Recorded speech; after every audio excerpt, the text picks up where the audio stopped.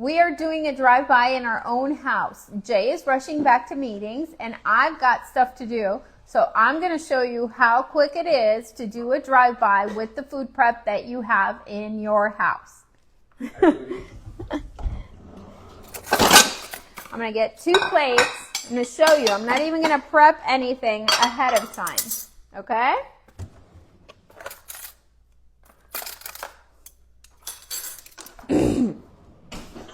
I'm going to use whatever I have. And I'm going to show you guys. Just use your food prep. I know that I have black beans in here. And I know that I have whole wheat tortillas.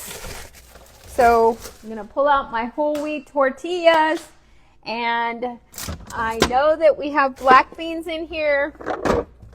And we also have millet. I have black beans that we made almost like into a salsa. Oh, look at that. Jay made some cruciferous cut up veggies for salad. I've got spinach. And I know I have a hummus in here somewhere. So here it is.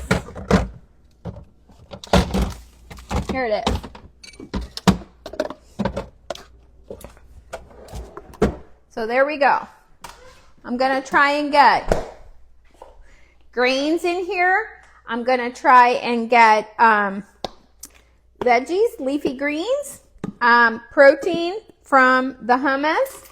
And we also have protein from our black bean salsa. So this is like a corn, tomato, cilantro, black beans mixture.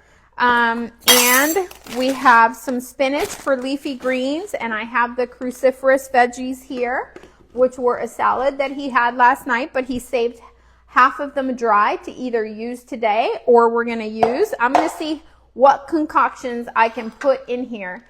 I don't know if you guys can see what I just pulled out. Let's see. Now I'm going to cut my head off. Okay, I'll try and show you. Here's the black beans. This is all, I'm driving by my house. I call it a drive-by, where I am in between errands and stuff. We just got back from an appointment and I don't have much time. I need to eat real quick. He's got to go back to his meetings. So I'm going to drive by my own house rather than go to a fast food place or a restaurant and pick something up and eat it in the car. I drive by my own house, make something super quick, and then get back on the road. So I've got my whole wheat tortillas here, and I'm going to heat them up in the microwave just a little bit so they're warm. I'm not even going to toast them today. Normally I roll them up and I toast them. I'm just going to throw them in the microwave real quick. Sorry, I'm going off camera here. I'm just going to put them in for like 30 seconds. And then I'm going to use what I have right here.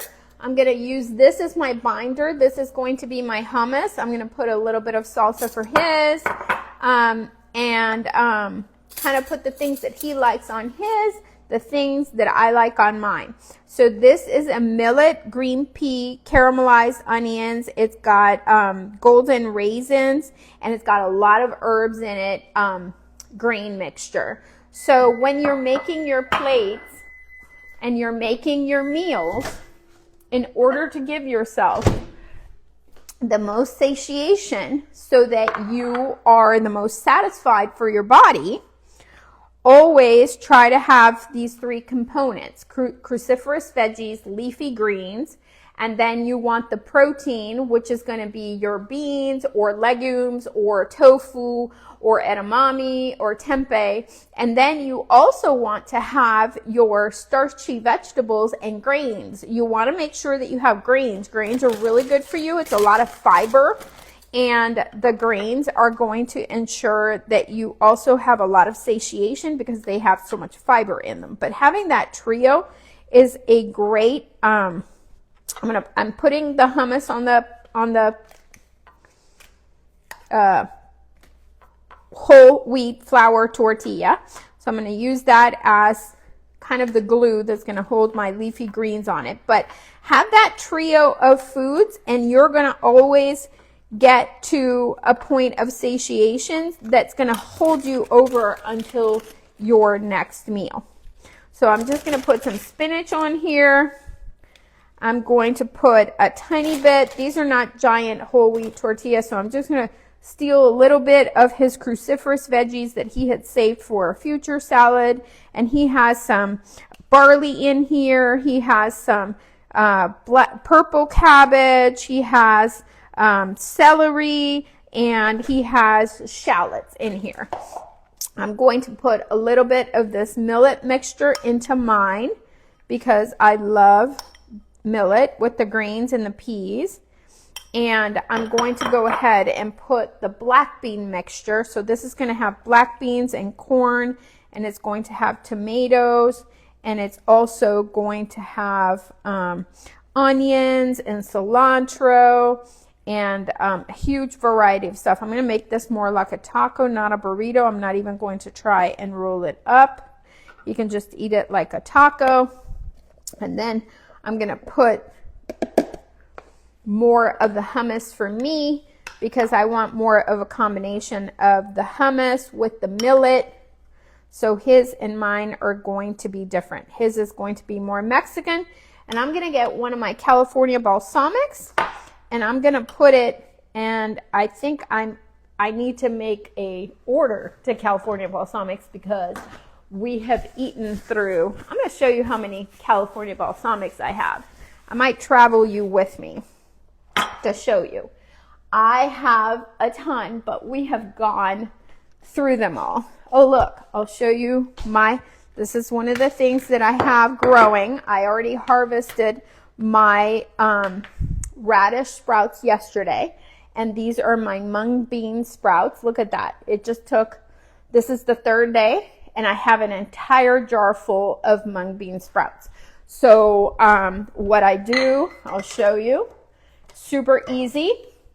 I take a jar like this, I fill the bottom with mung beans, I fill it with water, and I soak them for 1 day.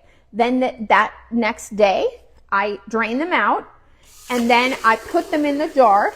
I put this lid that has a mesh on it, and then I fill them up with water, or I drain the water that I originally soaked them in, and then you give them a really good rinsing, and then you tip it diagonal to get all the water out, and then you go put it on your rack, and you do this 3 times a day. And I just rinse them with water 3 times a day. I'm going to harvest these when I come back from my appointment today.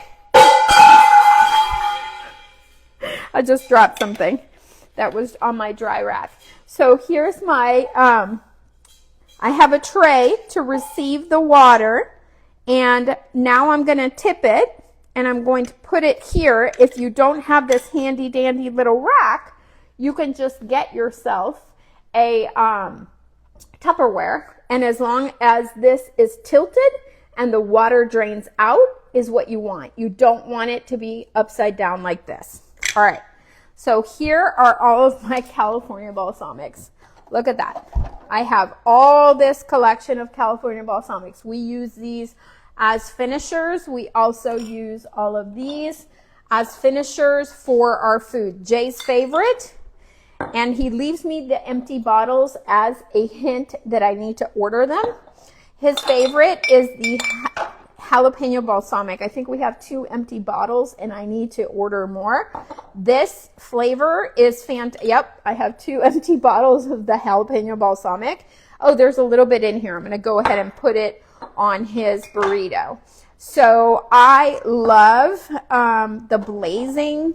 I love all of them, but the blazing habanero is a spicy one, and the sweet heat. Let's see if I might put teriyaki balsamic on mine. So I'm gonna do the jalapeno balsamic on his burrito, and I'm going to do, this is gonna be a burrito taco because I'm not gonna get this closed up. So he's going to get the rest of this jalapeno balsamic, and now I really need to order because now he's out of jalapeno balsamic. And this is one of the ways that he can eat kale. He doesn't love kale, but he loves kale if he puts the jalapeno lime on it. So I'm going to put teriyaki balsamic on mine, and that is it. That is lunch. And I am going to let you guys go because I have to run and go do errands. So I'm going to eat this really quick, but that's how quick it comes together to drive by your own house. Much better than going through Chipotle or any other restaurant because I had all the ingredients. So as long as you have your food prep, which I always keep in my fridge, a variety of choices, I choose not to cook from a recipe, but look at what ingredients I have and make it work from that. If you cook from a recipe, you're always tied to that recipe and you're tied to continuously eating the same thing that you cooked for that recipe. But if you have a lot of food prep, like a turmeric hummus right now I have the millet mixture, that's millet that has veggies in it. And then I have the black bean salsa mixture, and we eat all of our food prep in different ways. So as we were coming back from one errand and we were talking to each other that we were hungry, I went through the things that I had in my fridge in my head and I said, how about burritos? So that's what we're doing. Because I knew that I had the ingredients to make a burrito. Had it been something else, I would concoct something else. And I'll give you another example. The biscuit recipe that I've been making recently, that some of you might have seen that I've made it in different flavors. I've made our biscuits in whole wheat, which is the base. Then I made it sun-dried tomato. Then I made it dill and garlic. Then I made it, I made it dill and garlic twice, and I made it sun-dried tomato one time, and I made it whole wheat one time. That biscuit recipe I have used in different ways. I have used it as a sandwich. I have used it as an open face. I have open face sandwich with hummus, spread, and veggies and tomatoes. Mostly a sandwich. We wanted to do tomato sandwiches. But then I've also used it as dessert. I took the same biscuits and I've made it into a cobbler with fruit. And last night we actually made pot pies with our whole wheat biscuits. We took the whole wheat biscuits and I made a bread pudding type mixture for the top of it. And then I made my pot pie mixture for the bottom, put the whole wheat mixture on top, stuck it in the oven until it crisped up, and it tasted delicious, even more delicious because we were using our whole foods ingredients. And I actually, for the pot pies, I was going to make a from scratch base part inside my pot pie. And then I realized that I had a creamy asparagus soup and that I had a barley and millet concoction, not this one, but a different one that had a lot of vegetables in it, including carrots and peas, which is traditionally in a pot pie.